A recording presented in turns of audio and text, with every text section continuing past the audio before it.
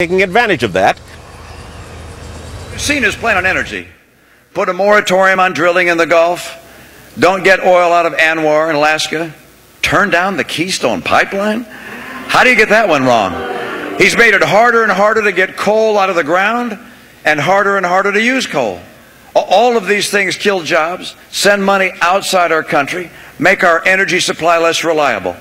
If I'm president, I will instead do the opposite of all those things. I will open up drilling in Anwar. I'll open up drilling in North Dakota. I'll get our gas out of the ground. I'll make sure we can get our coal out of the ground.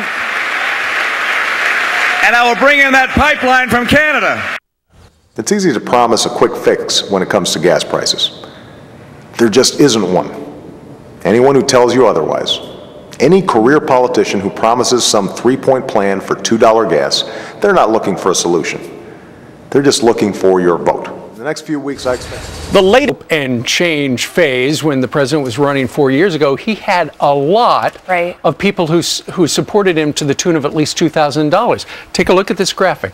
Supporters who donated more than $2,000 back then, 23,000. Right now, less than half that. Only 7%. Yeah, only 7% that supported him with money the first time around are supporting him again. So that's much lower than was expected. He's still doing good, but the $1 billion thing is not going to happen. If you read Karl Rove did the math on Thursday, put out his column on Friday in the Wall Street Journal, he came out forward and said, listen, he's behind what we were doing with George W. Bush. We had half as many fundraisers as he has, and if he wants that $1 billion, he's only getting half as much as he needs every month.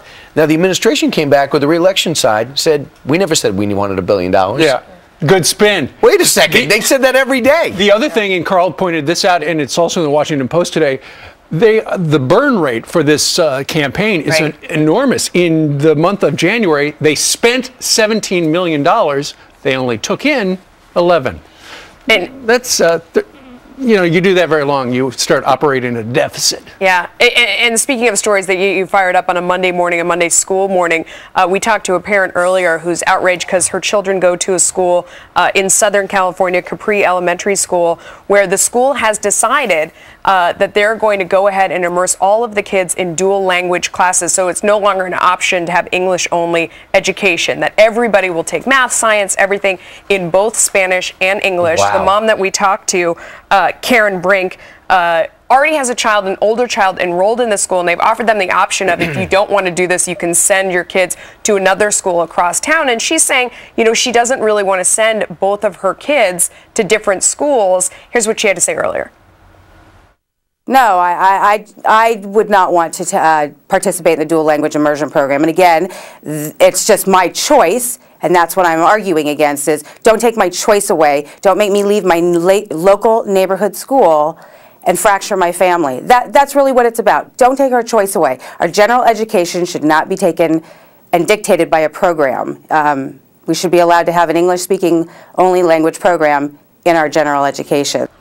Wow, we know there's a heavy Hispanic population down there, but that has no right to make English not the #1 language. The superintendent, Tim Bear, says this, defending the proposal: all change is hard. Sometimes there are short-term pains, but there may be long-term gains. Like the whole country could be speaking 2 languages. Sure. So we asked you what you thought. Here's an email from Truman down in Florida. Only a PC idiot would ever suggest such a thing. Teaching in 2 languages begs the question, aren't we discriminating against people who speak languages other than English and Spanish? Let's do it in 172 languages. That's a pretty good point. And then looking at Twitter, Larry Williams tweets, that would be fine if the schools are located in Mexico. Well, you know, it would be daunting. Can you imagine if you are a kindergartner who is going into kindergarten and you're going to learn everything in English and Spanish? That's going to be daunting, but at the same time, if you live particularly that close to Mexico, maybe that would be very handy to have that, you know, in your toolbox. In kindergarten, they're still learning shapes, though. But the problem is, for a lot of the families, if you want your kid taught only in English, you're going to have to cart your kid across town now. And there are schools that offer immersion education. I mean, this is a popular thing in some places, depending on the language. I think that her point was she wants the choice. In kindergarten, they're still learning shapes, though. In kindergarten, they're still learning shapes, though.